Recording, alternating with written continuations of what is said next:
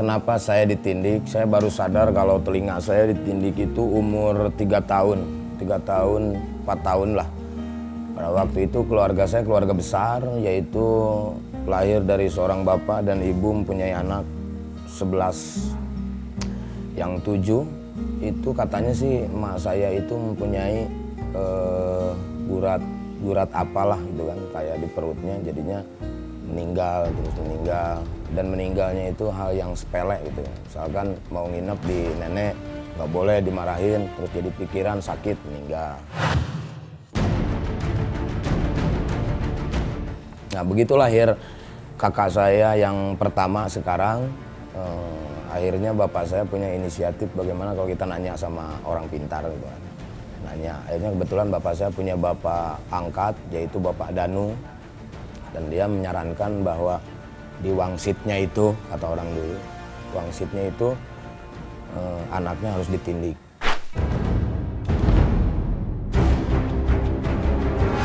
Barulah kakak saya ditindik. Dan selama dia lahir ke dunia dia hidup. Gitu kan. Nah habis dari situ lahirlah saya. Lahir saya, akhirnya saya juga ikut ditindik. Namanya itu kebo bingung, kata orang tua itu kan. Kalau saya kan istilahnya anak modern lah, itu kan nggak tahu kebo bingung atau apa. Tapi ya dengan seperti itu, alhamdulillah saya sama kakak saya hidup. Akhirnya ditindik di sini. Cos, tadinya mau ditindik di mata, cuman belum zamannya kan, gitu. Akhirnya ya di sinilah.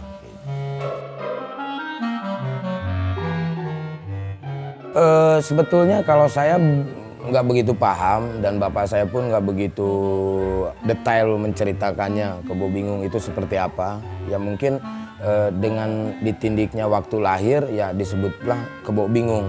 Ya mungkin kalau kebo bingung itu kebo ya, kebo yang istilahnya bingung gitu kan. Kalau misalkan ditindik biar kita tuh nggak bingung. Ya dalam arti kata sebelum saya lahir ya kakak-kakak saya mungkin bingung. Gitu. Akhirnya dia meninggal. Tapi sebetulnya kalau melihat ke situ, ya itu mungkin udah ajal dan udah istilahnya ditakdirkan seperti itu. 7, 8, saya ke-9 sebetulnya. Tapi dari yang ada itu saya kedua. Gitu. Ini kelihatan sebelah kiri. Kamu tahu kan kiri ini kanan. Nah itu. Jadi lahir langsung ditindik dan saya pun nggak ingat. Waktu dulu itu saya malu sebetulnya kan, anak-anak, oh kayak cewek diantingin, oh kayak cewek. Hampir sempat saya mau dibuka waktu itu dan katanya nggak boleh dibuka sampai kelas 6 SD. Waktu sama anak-anak teman-teman gitu kan, istilahnya wah cewek-cewek gitu kan, kadang-kadang manggil neng gitu kan. Ya sedih aja lah, maksudnya saya diem sendiri kalau orang-orang pada jajan, saya diem di kelas karena kan saya juga ngapain ke warung, nggak punya duit waktu itu. Nah sempat ada klarifikasi juga dari pihak sekolah waktu itu, waktu SMP itu kan saya coba masih pakai anting. Akhirnya nyampe bapak saya ke sekolah gitu kan, kenapa nih anaknya SMP udah dianting bla bla bla. Akhirnya dikasih tahu bahwa ini bukan karena dia yang nindik tapi saya orang tuanya yang nindik. Akhirnya ya bebas kita pakai anting gitu. Nah setelah kelas 6 SD saya nanya sama mama saya, "Mang, kenapa saya masih dianting? Malu saya kan sama teman-teman itu. Saya mau dibuka, nanti dulu," katanya, "jangan pakai aja dulu." Nah setelah SMP itu udah mulai rame orang pakai anting-anting gitu kan di atas yang udah SMA yang itu. Oh rame, akhirnya jadi gaya gitu kan, jadi gaya. Akhirnya saya nggak usah tindik lagi gitu. Dan waktu itu juga saya pakai celak sini kan, celak sini itu dari kecil juga. Nah, itu juga jadi masalah gitu kan. Ya mungkin biar kelihatan saya agak manis kali ya pakai sifat begini, pakai anting gitu kan. Nggak tahu emak saya pengen punya anak cewek gitu kan. Tapi memang pada waktu saya di perut itu, emak saya tuh menginginkan anak cewek waktu itu, gitu kan, setelah kakak saya lahir, karena dari kaki juga saya bisa muat kaki cewek waktu itu, dan suka pakai baju rok gitu. Untung saya sekarang nggak jadi banget sih gitu.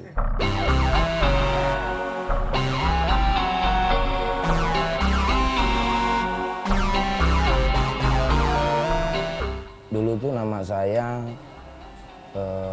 Entis Sutisna ya. Kadang-kadang sekarang juga wartawan tuh suka nulisnya Entis Sutisna, sebetulnya udah Sutisna aja. Cuman waktu itu saya nggak mau dipanggil Entis, nggak enak banget gitu kan. Saya sekitar umur 5 tahun, 6 tahun tuh udah punya obsesi menjadi seorang entertainment pada waktu itu. Jadi nggak mau punya pikiran seperti ini. Masa nama saya Entis gitu kan. Akhirnya sampai dihilangin namanya, jadinya udahlah Sutisna. Sutisna. Kalau Sutisna paling insinyur, dokter gitu kan. Dokter Andes, SH, susah hidup. Ya akhirnya tetap nama Sutisna dipertahanin itu. Panggilan kesayangan mas saya itu Titis gitu. Dan saya malu sebetulnya dulu. Titis, kalau ada ada anak-anak mau sekolah itu, Titis, ayo sekolah. Gitu kan. Jangan panggil Titis dong, Bram. Gitu.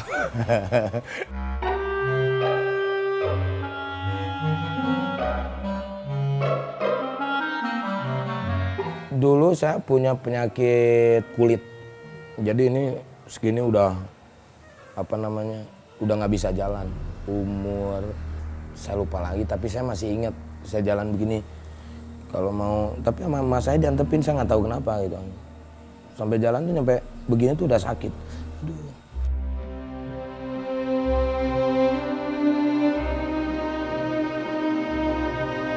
Saya setiap hari itu nangis.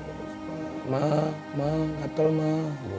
Itu nyampe keluar kayak nanah kecil kayak begitu.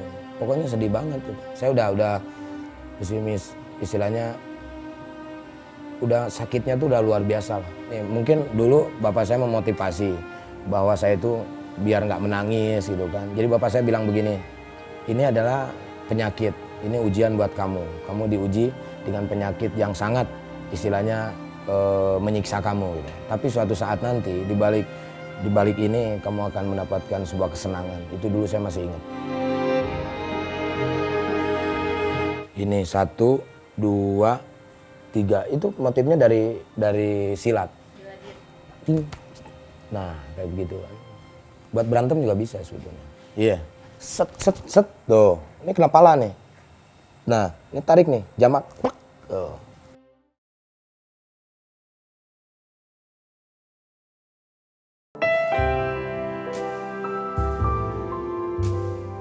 Dari dulu juga saya udah ketahuan, dari mulai 4 tahun tuh saya udah ketahuan saya bisa menari. Waktu disunat aja ada meja di atas, saya menari di atas gitu kan. Bapak saya sama mama saya lihat, terus ada latihan pencak silat waktu itu. Dan yang paling berani itu saya, di keluarga itu yang paling berani saya. Ada keponakan juga ikut silat, ikut AP gitu kan. Nah paling berani saya, akhirnya sama bapak saya itu dikumpulin, ngetes keberanian saya. Itu umur 5 tahun loh saya. Duduk begitu, terus akhirnya setel tip, saya pencet tepak 2 kalau nggak salah, saya lupa lagi. Pak ting ting ting dua ting ting pak dong ting kung dulu, lupa lagi saya. Kalau tadi mincin kan ada selut, namanya selut, kalau nggak salah selut. Ini 1, 2, 3 itu motifnya dari silat. Nah kayak begitu kan. Buat berantem juga bisa sebetulnya. Iya. Set tuh. Ini kena pala nih. Nah, ini tarik nih, jamak. Tuh.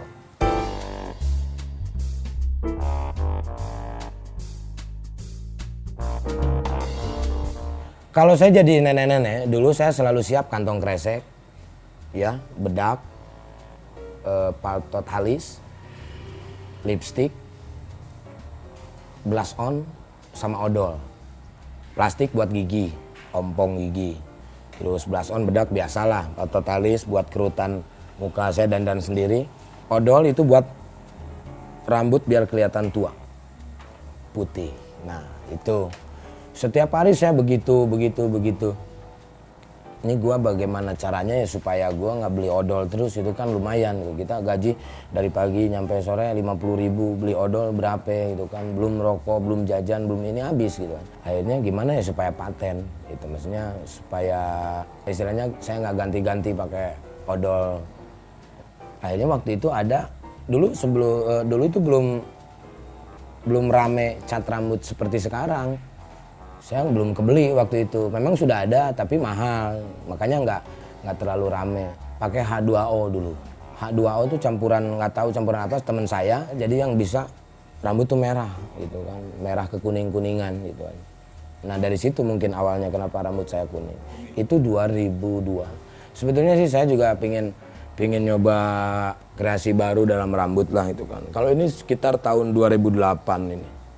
2008. Nah, ini 2008 mungkin udah bosen dengan rambut yang nyampe sini gitu, ikut terlalu tebal juga, yang ikutin zaman juga gitu kan, istilahnya keren juga nih kalau diginiin kayak anak punk gitu kan dulu.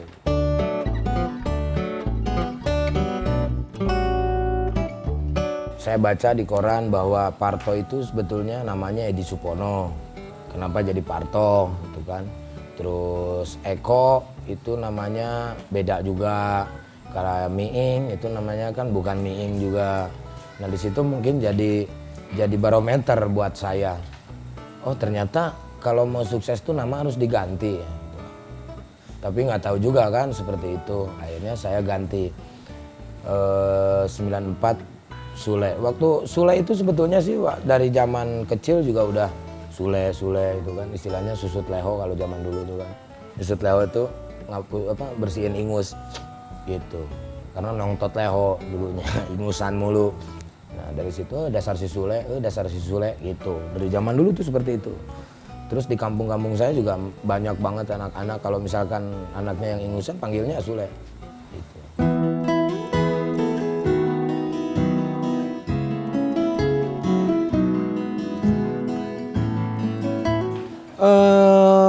Ke Jakarta itu pertama 2000.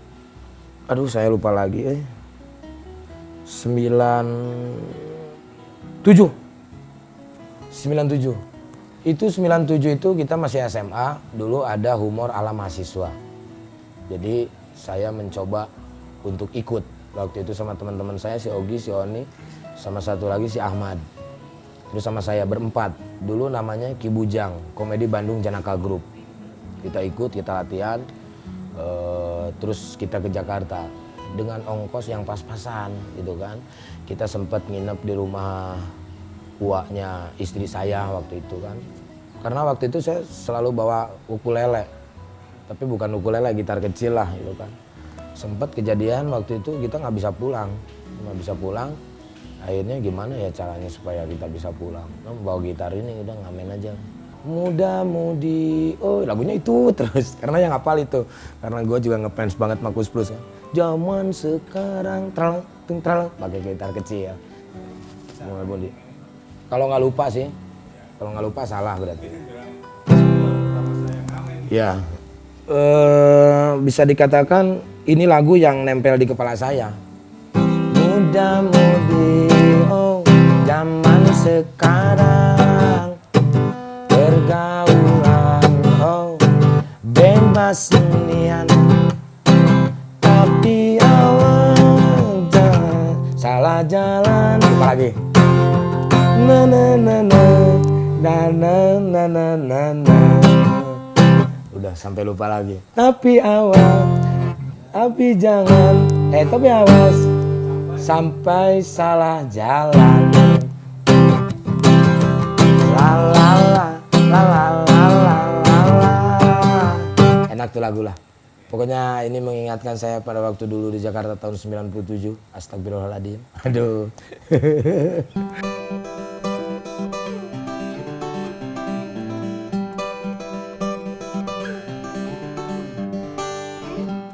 Tahun 2005 ada audisi di salah satu stasiun swasta, API waktu itu. Akhirnya kita menang, juara 1. Nah di 2007 awal itu kita sudah ada istilahnya perbedaan pendapat sama teman-teman juga. Dan mungkin karena TV-nya juga sendiri istilahnya nggak bisa mempertahankan grup. Mungkin waktu itu saya terlalu banyak dipakai di acara ini, pakai acara ini, mungkin ada sedikitnya kecemburuan sosial dari teman-teman. Ya sudahlah, dari situ 2007 akhirnya di stop. Saung SOS kalau nggak salah, Saung SOS stop. 2007 sampai 2008 saya menganggur. Dan saya sambil mencari jati diri saya sendiri, saya siaran, saya belajar lagi. Nah dari situ ada mujizat lah waktu itu, saya ditawarin untuk bernyanyi. Saya ikut audisi bernyanyi di salah satu TV stasiun swasta. Nah dari situlah mulai berdatangan, istilahnya orang mulai tahu kalau saya bisa bernyanyi. Nah, alhamdulillah di situ juga saya dapat juara pertama waktu itu menyanyi artis-artis pelawak yang istilahnya bisa menyanyi, artis sinetron. Nah disitulah banyak panggilan-panggilan, selain off air juga bintang tamu acara ini, bintang tamu acara itu, bintang tamu acara ini. Ya disitulah mulai saya meniti karir untuk bersolo karir di tahun 2008.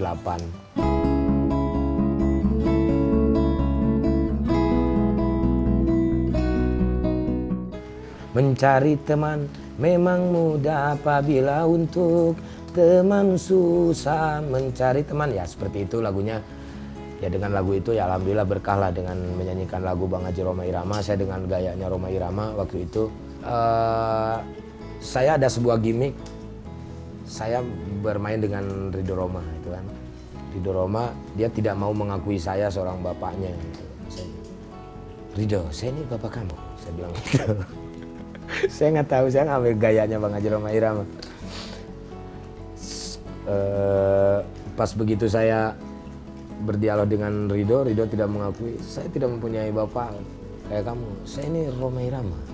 Tuh kan. Orang-orang tahu kalau kamu itu anak Haji Rhoma Irama. Subhanallah. Alhamdulillah. Seperti itu.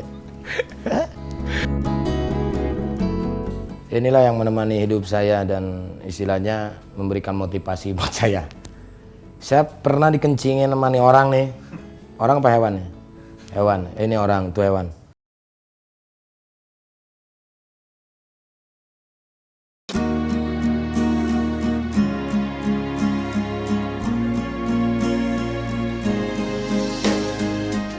Ya alhamdulillah saya sebagai manusia yang istilahnya nggak ada apa-apanya lah.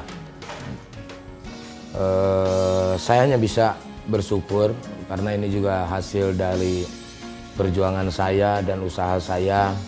Saya dulu sebelum punya rumah juga saya sempat ngontrak 7 bulan itu di Cisintok, daerah Cihanjuang. Saya sempat ngalamin nggak bisa bayar kontrakan, terus saya nggak bisa bayar beli susu buat anak-anak gitu kan. Tapi itu adalah semuanya proses, mungkin butuh kesabaran saya untuk menjalani hidup. Tapi alhamdulillah saya di Jakarta juga sebelum punya rumah ini juga saya sempat kos juga di Karet Pedurenan dulu.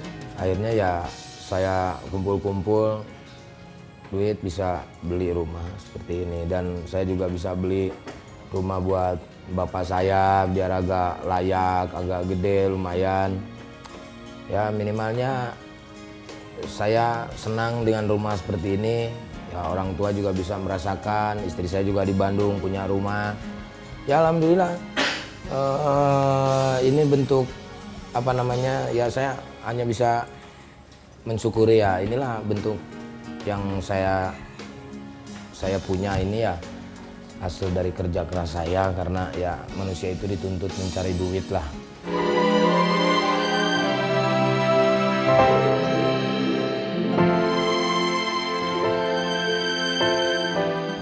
Kenapa saya bawa foto seperti ini? Karena enteng, karena kalau bawa lemari berat.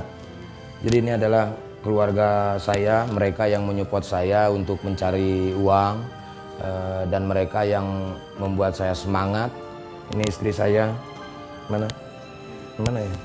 Nah, ini istri saya, karena ini gambarnya burem.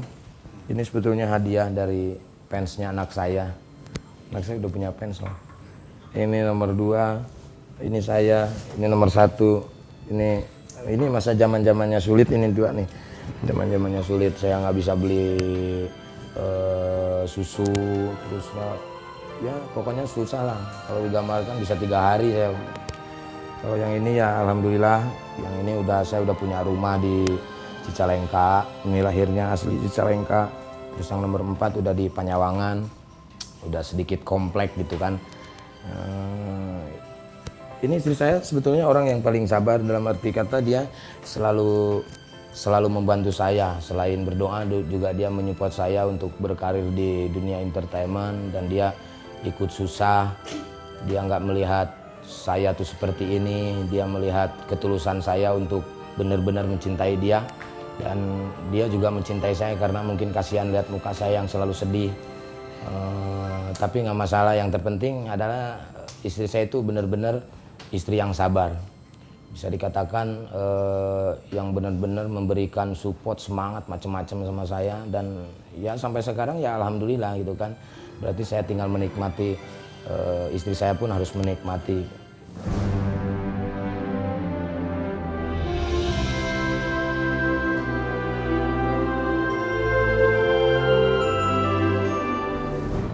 Inilah yang menemani hidup saya dan istilahnya memberikan motivasi buat saya.